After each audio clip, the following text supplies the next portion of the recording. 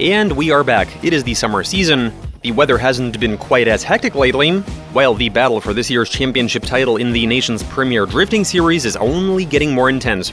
The legendary Nring in Nizhny Novgorod served as the battlefield this time, and with that, let's get straight into this video review of Stage 3 of RDS GP.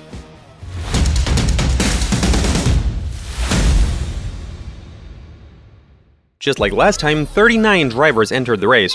One person missing from the list, as per usual, was Boris Abramov, due to him having trouble finding parts for the engine inside his car. Practice days were eventful, let's just say. As usual, a lot of the drivers' cars were breaking down, with the most failures being suffered by Team Lukoil, it would seem. But importantly, everybody had solved their issues by Saturday. The assignment featured the classic Nring track layout. Almost 300 meters to accelerate, 10 clipping points, 2 of which were inner-touch and goes, 3 no-go zones, 1 deceleration zone, 1 pronounced bottleneck which wasn't featured in previous years, and an area with increased penalties for going off, also new for this year. The full assignment is up on your screens, and with that, let's cover qualifying.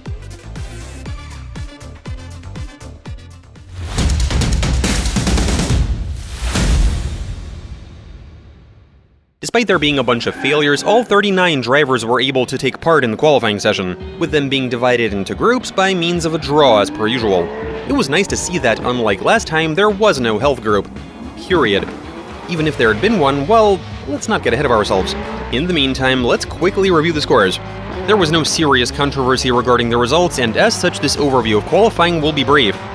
Group 1, consisting of Andrei Ostapov, Anton Kliemko, Sergei Kuznetsov, Pyotr Borodin, and Georgy Chivchyan, kicked things off with some good results. Scores were mostly close to 90, give or take 5 points. Scores of 90 plus were posted by Ostapov 92, Kliemko with his 2 93-point runs, and Kuznetsov with his 92.5. Chivchyan with his 89 and 85, as well as Borodin, who scored 80 and 0, didn't do quite as well.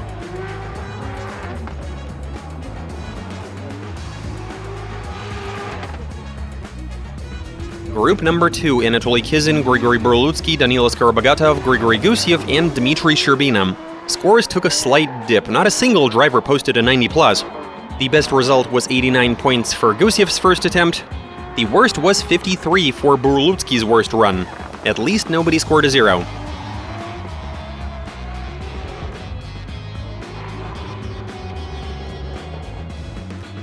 Group 3, Artur Zelyony, Artyom Shabanov, Roman Tividar, Nikita Shikov, and Ivan Pelman. And from here, scores began to improve. Even though Zelyony did try to spoil things with his 48.5-point first attempt. He did redeem himself the second time, though, with a 77. Which isn't that bad, actually, considering that Artur was driving his backup car due to having a crash with Leonid Schneider during practice. Drivers who earned 90 or more include Pelman 90 even for his first run, Tividar at 92, and the man himself Shabanov, who scored 94 at first, but then earned 98 points for his second attempt, in the process becoming the best in qualifying. Let's have a look at that second run.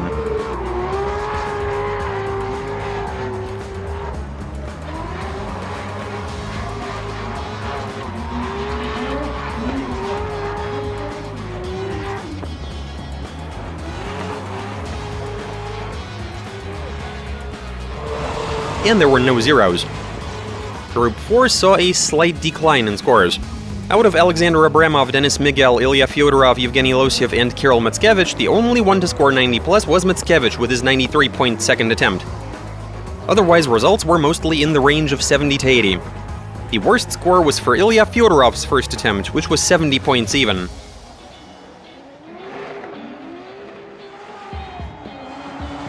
And once again, no zeros. Drivers from Group 5 apparently had a discussion and decided that they might as well keep this going in waves.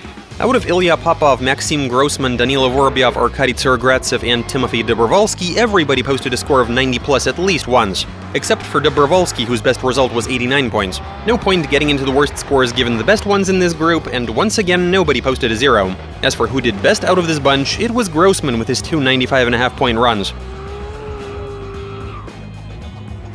Group number 6, consisting of Alexei Vakhtin, Vladislav Popov, Ilya Polishuk, Anton Kozlov, and Leonid Schneider, continued with this wavy trend, though it wasn't as dramatic of a swing this time. Results ranged from 64 and 67.5 for Vakhtin to 90 and 90.5 for Kozlov, with everybody else falling somewhere in between. And once again, no zeros, which was so nice to see.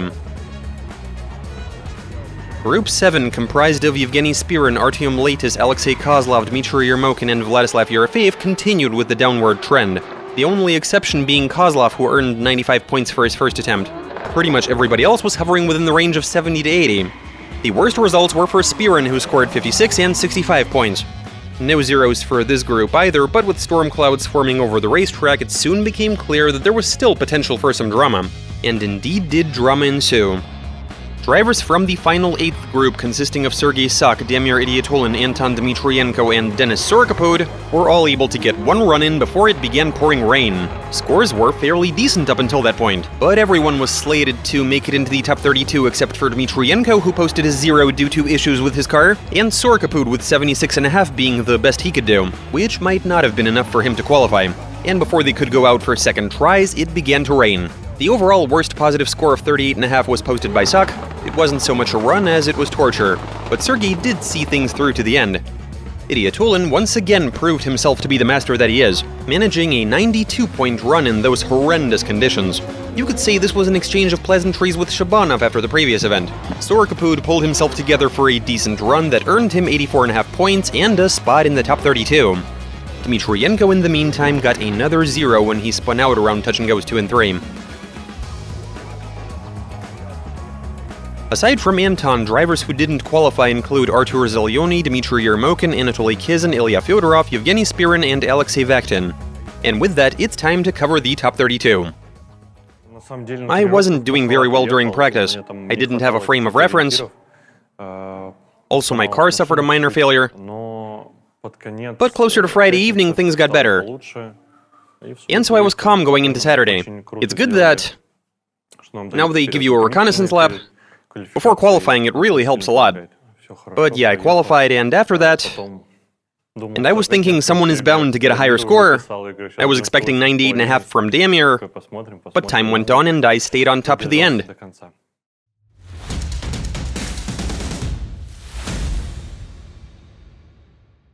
After the parade, conditions out on the track were still problematic.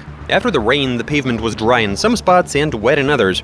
And those are the worst possible conditions for drifting, which was immediately demonstrated by Artyom Shabanov and Vladislav Popov. Artyom, who was apparently expecting Vlad to make a mistake, decided to start the heat in the follow position. And indeed, Popov missed a bunch of clips, one after another, 1, 3, 6, 9, 10, and he went off course twice. With only 7 line points left, Vladislav still made it to the finish line. Artyom was close more or less, but not in all areas. Round 2, and from the looks of it, Shabanov decided to make it a contest about who misses more clips. He missed touch-and-goes 2, 3, 5, 6, allowed a wheel to go off, leaving him with just 15 line points. Vlad, in the meantime, was a better chaser than Artyom, as he was simply tighter. The outcome, unsurprisingly, especially given the conditions, is an OMT. Grigory Gusiev versus Georgy Chivchyan. Business as usual, it would seem, with Chivchyan being the first to lead. However, that's only because it was allowed by Gusiev, who did better in qualifying. But from there, things fell back into place. Gaucha did pretty well in the lead. Even though his pace was not ideal, he hit all of the clips, and he was super tight while following everywhere sans the final sector. Riha in the lead scored 22 line points, missing the final 2 touch-and-goes, and was following at medium distance.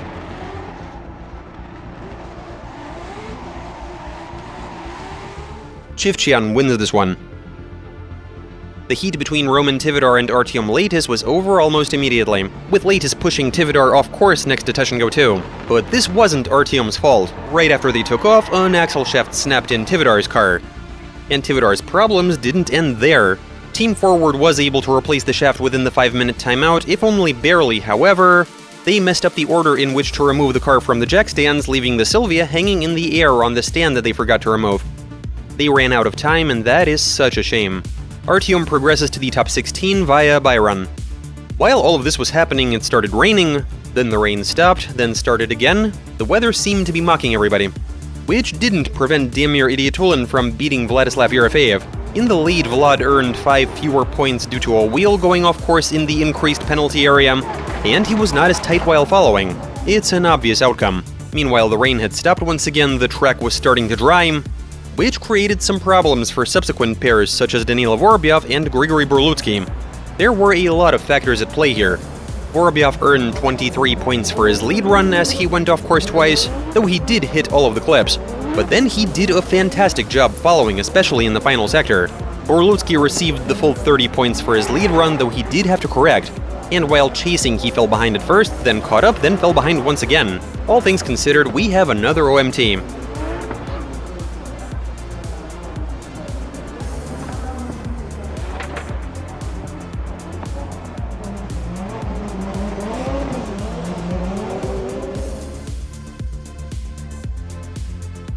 The battle between Anton Kozlov and Sergei Sok had a more decisive outcome. Anton was good in the lead, Sergei in the beginning was too far behind and out of step, he caught up at the bend and came in too hard in the end, resulting in 4 wheels hitting the no-go.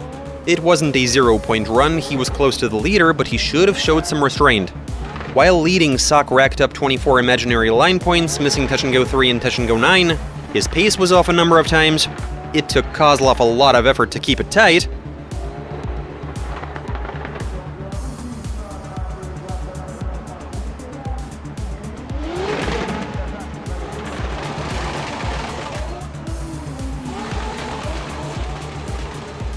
But ultimately, he won this one. It was a mixed surface. The conditions were awful, and that had to be the most... Well, it wasn't the worst, but it had to be the most difficult run of my life. The dance I was doing on the pedals, I mean... I was surprised I even got through it. The battle between Anton Kliemko and Danila Skarbogatov and the second round did not go well for Anton. He did fairly well in the lead, but then Danila was sticking close, even though he wasn't fully in step. Anton, knowing how to put on a good performance, immediately proceeded to pressure his opponent in round 2, and things were going very well right until... While transitioning leading up to touch and go 6, Anton gave Skarbogatov a slight nudge and spun out. Dan somehow made it to the end, even earning 24 points for line, and progressed to the top 16 stage. Ilya Popov and Nikita Shikov, and Shikov continues to suffer technical issues. During round 1, Vlad was obviously too aggressive while leading, taking marked corrective action in touch and go 4, and Nikita, while attempting to stick close, was prompted to straighten out by this mistake. From there, they were tight all the way to the end. The judges might have had to go through this one with a fine-tooth comb, if not for Nikita's car braking right when they were initiating, which resulted in the Z catching up to the Supra and then a small fire igniting.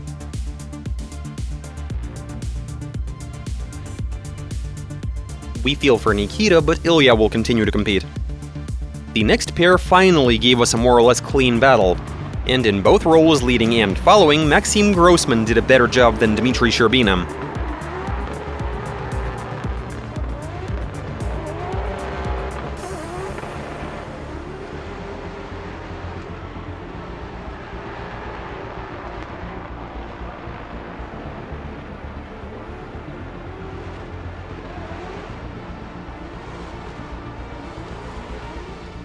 Progressing to the top 16 stage. Next up, another one of Team Time Up's drivers ran into some issues, namely Leonid Schneider, who was battling with Timofey Dobrovolsky. Leonid was planning to drive a different Mark II for this event, but don't forget about his crash with Artur Zelyomny earlier during practice. This car was his only option, and it let him down straight away, his accessory belt evacuated. Yes, they quickly got it back on. Leonid was super aggressive in the chase, to the point where he even gave his opponent a good tap while transitioning before touching go 7. Meanwhile, Timofey missed a bunch of clips in the lead, but the outcome here is obvious. Timofey Dobrovolsky will compete in the top 16. Here's a pairing you almost never see in this series: Flanker vs Viper, VR vs V10, Sergei Kuznetsov and Alexander Abramov. It's a bit of a shame what happened in round 1, because for round 2 both drivers were terrific. But when Abramov was following, he made so many mistakes that he almost got 0 points, nearly straightening out twice and going off course a bunch of times.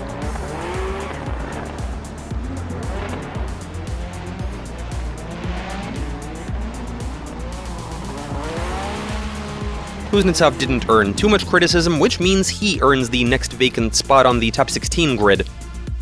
The next heat simply didn't take place.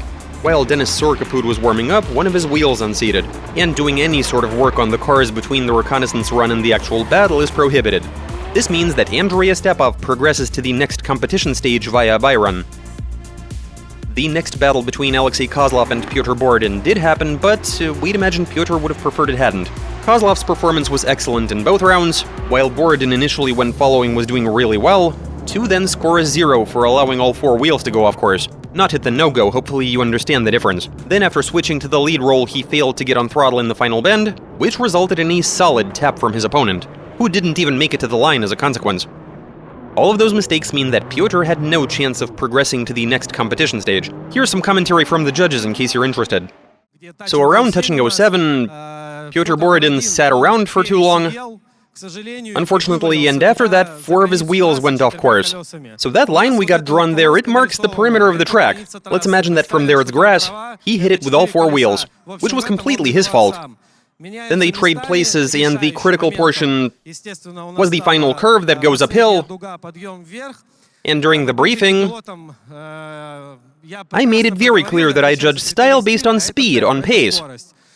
And so we just compared the charts, and we did see with our eyes prior that Pyotr Borodin let off in that spot, because he wasn't making it to touch and go 10.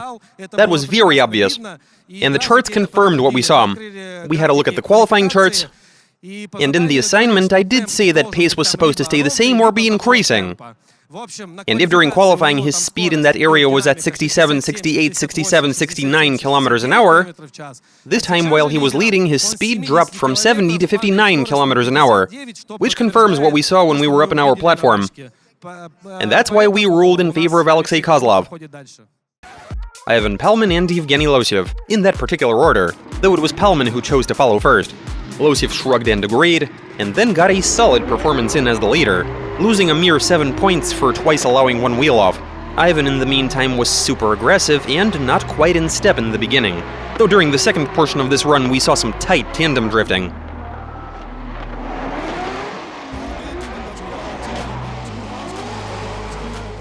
The same cannot be said about the second round. Palman was missing a bunch of clips going over the white lines, and in the end he just stopped sideways on the track at touch and goes 8 and 9.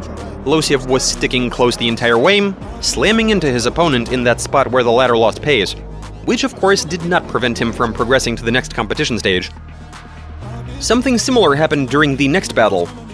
Kirill Mickiewicz and Denis Miguel were pulling off some epic tandem drifting right up until Kirill spun out in the same spot as Ivan previously. Denis was able to work around the situation, spinning out together with his opponent without giving him a tap.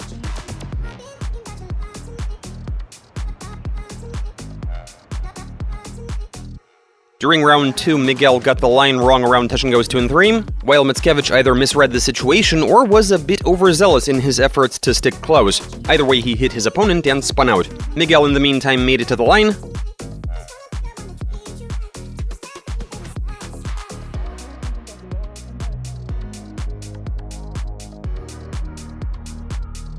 earning a spot in the top 16. Mikhail Davidens protested against this decision, because in his eyes the tap was Miguel's fault and this called for no MT. However, the other 2 judges disagreed with Mikhail and it's 2 against 1, so... Arkady Tsarogratsev and Ilya Polishuk were the last to go out before the OMTs. Ilya was super aggressive, though he was making mistakes, while Arkady was measured and result-orientated, which worked out for him, with a lead run of 30 points versus 21, plus Ilya made a mistake while following, all of which turned the tables in favor of Tsarogratsev.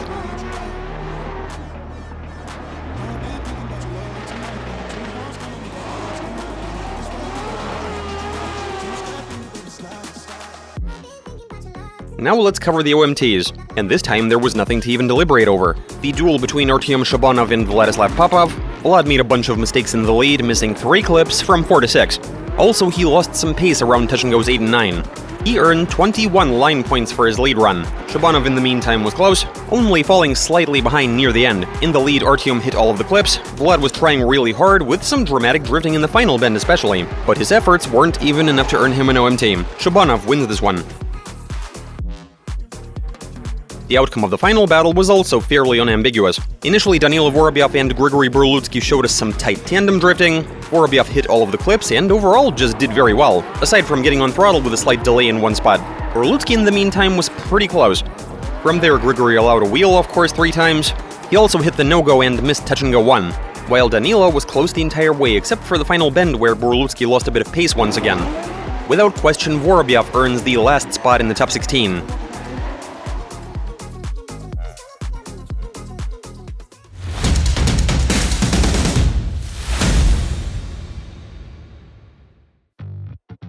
Day 2 of the event was kicked off by an eagerly anticipated duel, which of course also resulted in the most criticism thrown the judges' way.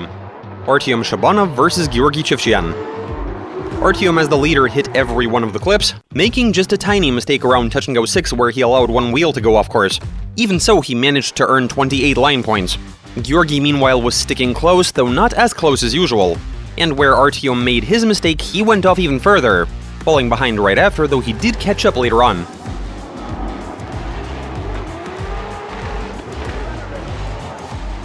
We'll save the discussions for after we cover round 2.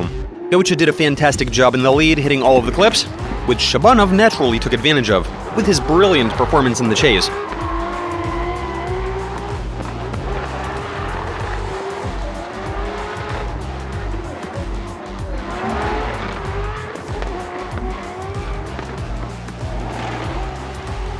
Now let's hear from the judges, and while they're explaining, we'll show you the charts that people wanted to see. The deciding component here was when around touch and goes 4 and 5. That's when Artyom Shabanov was in the lead position. He did allow a wheel to go off course, but he didn't lose any pace. We checked the telemetry data, and everything was just the same as during qualifying. What really matters here is that Gocha's positioning was a tiny bit off. He was attempting to catch up, and so his speed was higher, and his angle was narrower compared to Artyom. So Artyom was starting to go off, meanwhile Gocha was trying to catch up, and he caught up to him exactly where Artyom was going off. Gocha increased his angle but lost control and went off after Artyom. So Artyom lost 2 points for that, and even though Gocha in the lead, he hit all of the clips, and overall had a terrific lead run, Artyom, while following, did everything perfectly. He was always close and in step. Gocha, in the meantime, wasn't during initiation. Also, he lost it at touch and go 2, and so that's what's behind our decision. Unfortunately, when this video was originally being edited, the full version of Shabanov's qualifying run was unavailable. So this one is slightly glitchy, but it should get the point across. Also, the judges are better equipped this year. They now have an entire studio where they can repeat footage from any camera, which the editor did not have access to. He had to go off of what he saw in the broadcast. And according to the judges, looking at the drone footage is the best way to clear this one up. Honestly, an OMT would have been nice, but it was obvious where this was going. Georgy disagreed with the judges, but if we remember what happened in the final battle in Nizhny Novgorod in 24 between Shabanov and Didier Tulin, and the top 4 duel at stage 1 at the Moscow Raceway in 23 between Kozlov and Chivchian, which were very similar situations that we have covered, it really wouldn't be fair to accuse the judges of being inconsistent. Everything went well with Gocha. I was mentally preparing for him. For me, there are levels to this. During qualifying, I'm nervous. Emotions peak during the top 32, because I really want to make it to the next day. And the battle with Gocha during the top 16, that's like a battle of champions, you could say. We had a good run. One of my wheels did go off, but the judges said that it didn't create any issues for anybody. So it was all good. And my follow run was probably the best of the entire day. But let's move on. Damir Idiatulin versus Artyom Leitis, and while following, Artyom truly gave it his all, resulting in a fine battle. However, in the lead he hit the no-go, missed touch and go 1, as well as touch and go 10 in the end. Meanwhile, Damir was impeccable as the leader, and was close and in step while following, which earned him the win.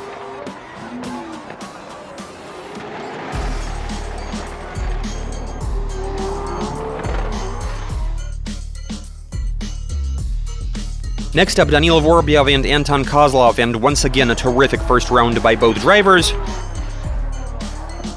But during round 2, Danila shot himself in the foot, botching the first transition, taking an inner dive, allowing 4 wheels to go off course, which effectively meant that it was over for him there and then, as this meant 0 points. That said, both drivers made it to the finish line, but the outcome here is obvious. The next pair found themselves in a totally different situation. It seemed as if they got the tire pressures wrong on Ilya Popov's car, as it was refusing to stay within bounds and later went off course entirely. Meanwhile, Danila's car Bogatov did a very good job following.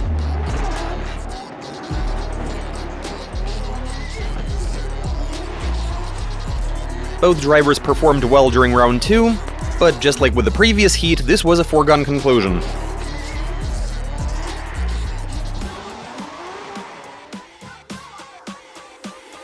The situation between Maxim Grossman and Timofey Dobrovolsky was slightly more complicated. Round 1 went well for both of them, with Grossman allowing one wheel off just once and losing 2 points, with Timofey tightly following, to the point where the front wheels of their cars touched in the final curve.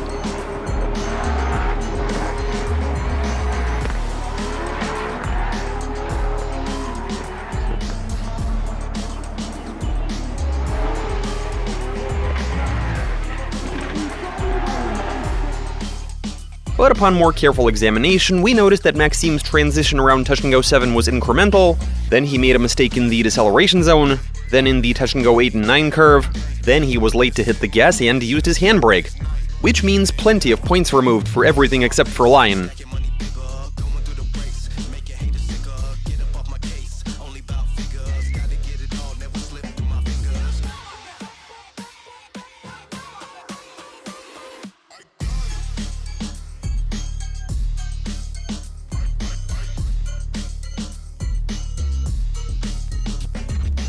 As for the collision, that had no bearing on the decision, because let's not forget that the judges judge based on facts.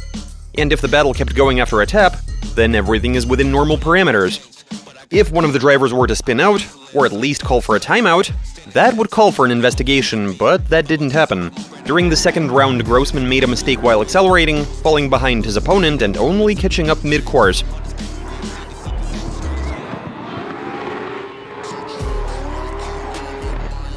Dobrovolsky made no severe mistakes and got the win. The heat between Sergei Kuznetsov and Andrei Ostapov didn't go well at all for Sergei. During round 1, Kuznetsov's clutch failed, with him spinning out at touch-and-go 2 while receiving a nudge from Ostapov. 5-minute timeout, his team worked out that nothing can be done. And for round 2, Kuznetsov went out without a working clutch, which explains his desperate, though very erratic attempts to keep up while following. Ostapov made it to the line with 0 issues and progressed to the top 8.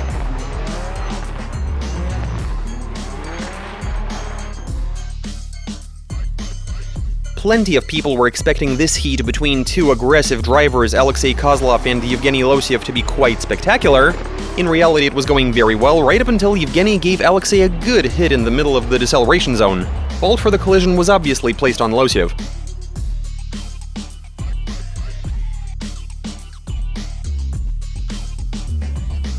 Kozlov claimed that his car cannot be fixed in 5 minutes, and automatically progressed to the next stage, what used to be an important rivalry between Arkady Tsaragradzev and Denis Miguel. Though this time nothing crazy happened. Arkady was good in the lead role for round 1, only losing 5 points for allowing a wheel off in an expensive area, while Miguel did a great job following. Round 2, Miguel allowed one wheel off course 3 times, also he missed touch-and-go 10, leaving him with just 17 line points. Arkady meanwhile kept it tight and worked around his opponent's errors. It's obvious who won, and with there not being a single OMT in the top 16, let's cover the next stage of the competition.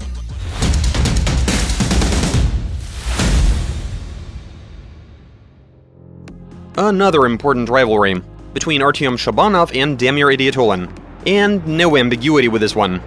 First, Damir, while following, took too wide of a line leading up to touch-and-go 2, all while falling behind, and then while leading he allowed a wheel to go off course while initiating, missed touch-and-go 1, and then allowed one wheel off again at the finish line. 22 line points for him, while Shabanov earned the full 30 for his lead run, and barely made any mistakes while following, which earned him a spot in the semifinals. Preparing for Damir, that's like always the scariest thing. But this time around, Damir lost to me. While I was in the lead, Damir fell behind me slightly in certain spots, and I just did a slightly better job following. Anton Kozlov versus Danila Skarbogatov. The key factor in this battle was round 1, when Danila underturned his car before touch-and-go 4 and caught up with Anton, pushing him towards going off course. Kozlov stayed on the track, as did Skarbogatov, and from there both drivers made it to the end with no issue. During round 2, Anton, as if understanding, but then knowing his propensity for analysis, maybe we should drop the as if. Anyway, while following he was close but slightly cautious. Skarbogatov did alright, earning 28 points for line, but the outcome here is obvious. Dan didn't fully agree with the decision, but in his own words, when you lose, you always disagree. That's completely normal.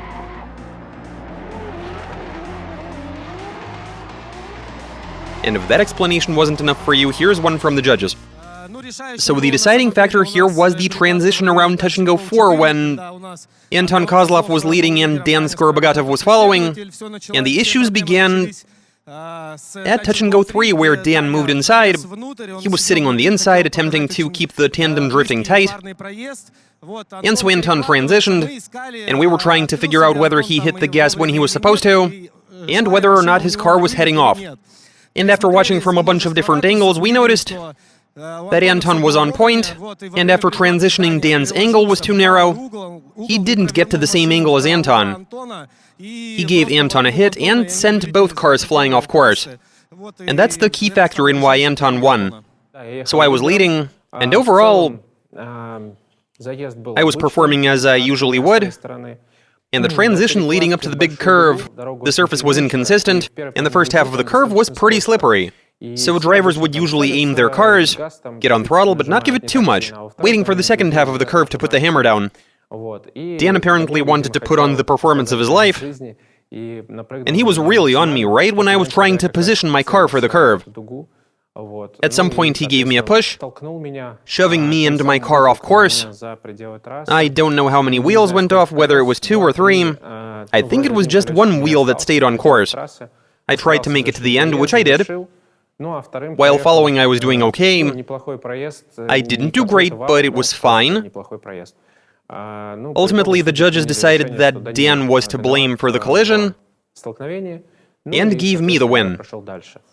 I kind of feel bad because I wanted to put on a good show, but the judges have a better view of what's going on, they have a better perspective, and that's just the decision they made. Andrei Ostapov and Timofey Dobrovolsky. Both drivers performed well while following, but their lead runs were average. Andrei had 5 points removed for 1 wheel going off course in an expensive area, leaving him with 25. Also, he was dual pedaling where he shouldn't have been, and his pace was unstable. Timofey allowed a wheel off at the finish, was using his handbrake where it wasn't allowed, which also compromised his pace. Understandably, this goes to an OMT. The battle between Alexei Kozlov and Arkady Tsarogratsev was fairly spectacular, but unconvincing. This time an OMT was certainly not on the table. Alexei in the lead poorly transitioned before the main curve, missed touch-and-goes 4 and 5, and corrected as well. Arkady in the meantime was working around all of this, sticking close everywhere except for the final turn.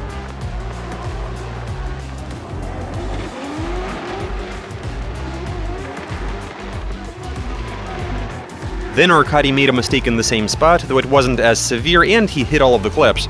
Kozlov had a setback while accelerating, falling behind and trying to catch up the entire way, only catching up in the final sector.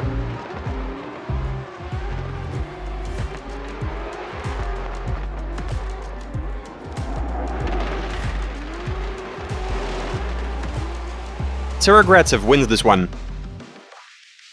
Ostapov and Dobrovolsky going at it one more time, and we witnessed some kind of game of giving in to each other.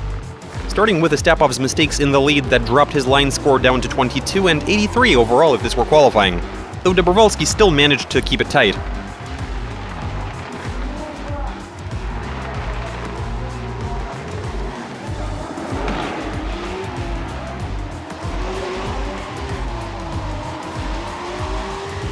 Then Timofey responded by missing touch-and-goes 1, 3, 9, and 10, also allowing a wheel to go off course.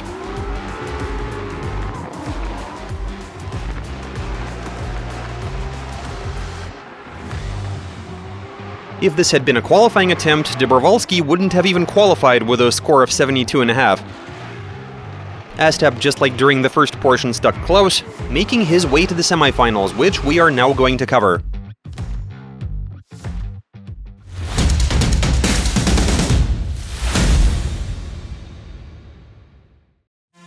And once again, it's Artyom Shabanov up against one of his most important rivals at the moment, Anton Kozlov. During this event, Artyom happened to run into all of the best drivers one after another. Talk about luck. But this time, he also came out on top.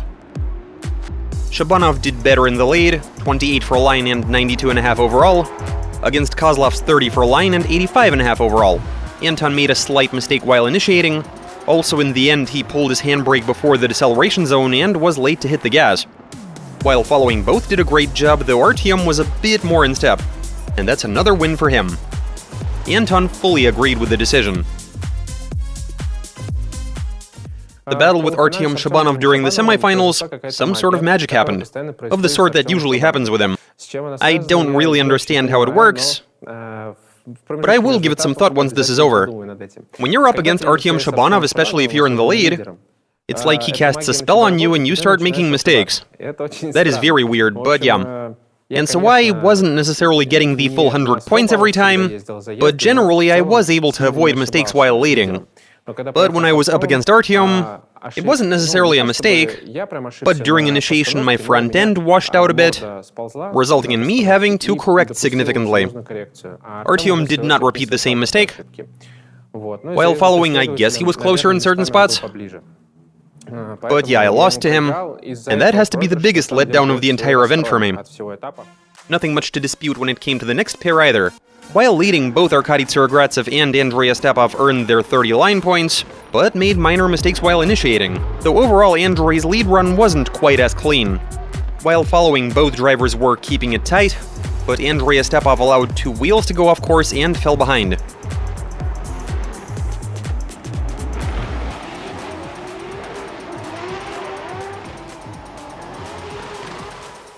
Tsarogratsev will contend for first place, Ostapov for third.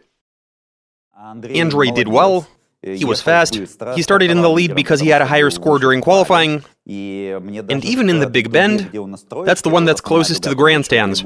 I wasn't able to get too close to him. He brought a very fast car. It might have been the fastest of the entire event. And his entry was awesome. I was like, when am I finally going to catch up to you? We're almost past the bend. And overall, in some spots I left a bit of a margin. And not because I wanted to, but because his driving was so good. I just wasn't keeping up. Yeah, I could have done better chasing. I was leaving too much space between the cars. It wasn't a performance worthy of making it to the finals. And the only reason I won is because Andrei made a mistake. So for me, there's room for improvement. What I was hoping for is that while he would be following me, that he'd do worse than me.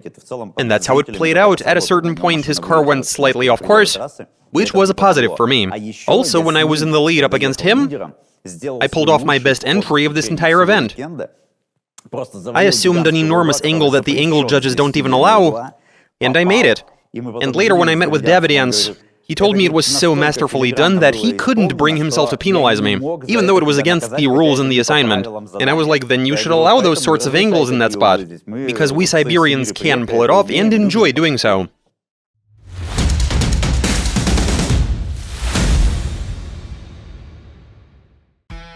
When it comes to this duel, there were some minor details that would have been hard to fathom without input from the judges. Andrei Ostapov earned 25 points for line and 82 overall while leading, against 30 and 94.5 respectively for Anton Kozlov. Anton earned only slight criticism for opening up a bit too late around touch and goes 8 and 9. Andrei's pace was a bit erratic, he pulled the handbrake where he shouldn't have, and his angle wasn't perfect, which is why his efforts in the chase didn't help him, as Anton also did well with his role, earning the bronze medal. The battle for third place with Andrei Ostapov, I started in the chase position, and I was doing my very best. I wanted to stick as close as I could, and that run went well, I'd say. Then when I was in the lead, I just avoided making the same mistakes that Andrei did. Andrei allowed 2 wheels to go off course near the grandstands, which I didn't, and that might be why I won.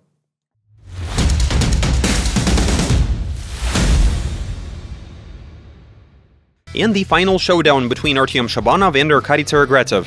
Once again, even though he didn't necessarily steamroll his opponent, but Artyom confidently won. Arkady, of course, is a force to be reckoned with, but things just weren't going his way this time. While leading, Shabanov was firm and barely made any mistakes, while Tsarogratsev could have been closer and more in step. He only put some real pressure onto his opponent in the final sector.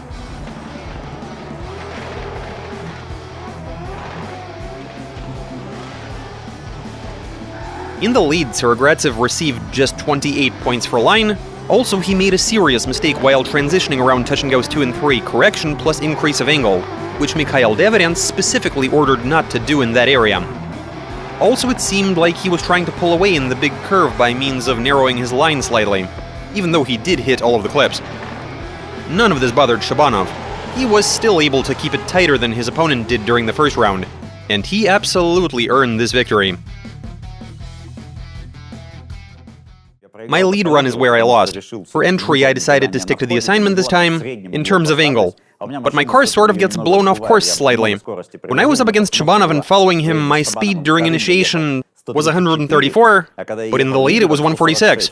That's a difference of 10 to 12 km/h. And I have to shed that speed somehow, and so I thought I won't go for dramatic angles, I'll be conservative, and my car was blown off course. So that's where I lost, and when I was following Shabanov, that was my best chase run of the entire event.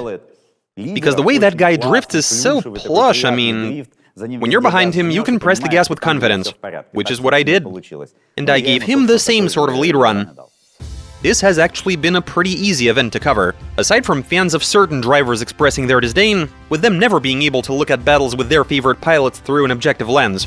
Otherwise, things were calm, quiet, and clear. Even the most scrupulous of us really didn't have any contentions. Overall, this was a terrific event, with a bunch of epic battles, and almost without any incidents or serious issues, and that is awesome. On June 21st, 22nd, we had another RDS Open stage take place in Nizhny Novgorod, albeit with a different track layout than this time. After that, on July 12th, there will be an event that's not part of the series called RDS Fest at the Moscow Raceway. And the next stage of RDS GP will take place not too far away, at the ADM Raceway near Moscow. Get your tickets at tickets.drifte.ru, watch the broadcast on RDS TV, and now also on Kinopoisk. That does it for another video review, and now some closing words from our prize-winning drivers.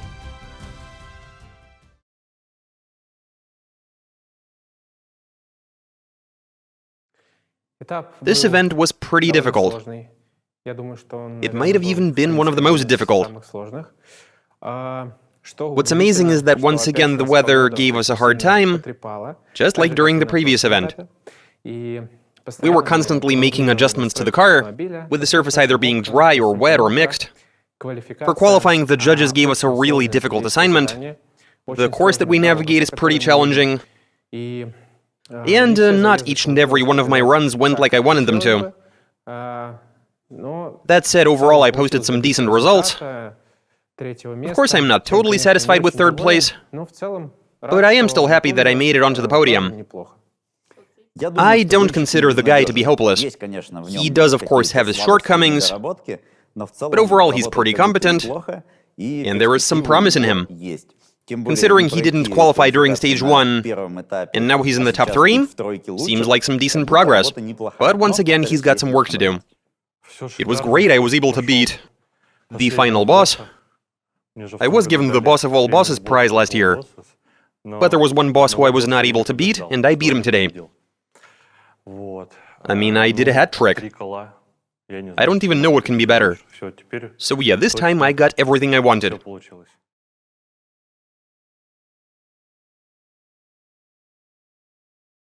Well, I don't agree with how to initiate, but otherwise I quite like it. And the clips are now marked up right, and they don't seem small anymore. In St. P, I did get the impression that they were a bit too small sometimes. But here they work, probably because speeds are lower. But yeah, the assignment is interesting and it just makes sense. But then it is hard to ruin the classic Nring track layout with a different assignment, because it's all the same.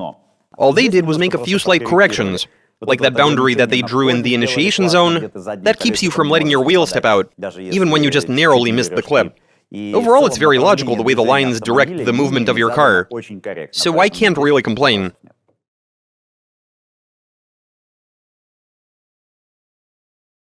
I'm feeling great, actually. I really like the engine that I was complaining about previously for such a long time.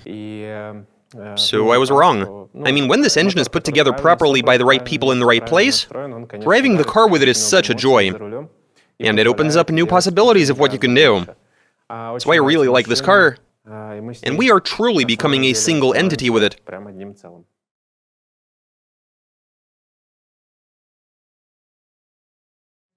Leading up to the next stage at the ADM Raceway, I'd like to get some quality rest, actually, to restore my energy level, to be prepared to get through the next stage in any conditions. My wedding is actually coming up before the race. After that, I'm going to go on vacation, so when I get back, I should be in good spirits. Especially since it's my home racetrack, where last year I won for the first time. My car usually feels really good out there. I know how to drive that track, and my goal will be to win. I'm feeling pretty confident. I am 2 lines down from total confidence, so I have my work cut out for me. We are not doing well in the team standings, we're in 5th place. We need to do something about that. Even now when I've finished in 2nd place, we still haven't moved up from 5th place. So the boys had also better put in some effort, because I can't carry this on my own. Now we're going to travel to St. Petersburg, where we've got some important testing scheduled. Prior to ADM, we're doing a full day of driving on the inverse layout in St. P. We'll be preparing the cars. Things at ADM have not been going well for me in recent times, so I would like to do better this time. We'll be preparing for a high-speed layout. Our cars, I'd say, are in good condition. The drivers have sort of been the weak link, including myself, of course. So the bigger responsibility lies on the drivers. The cars are performing very well.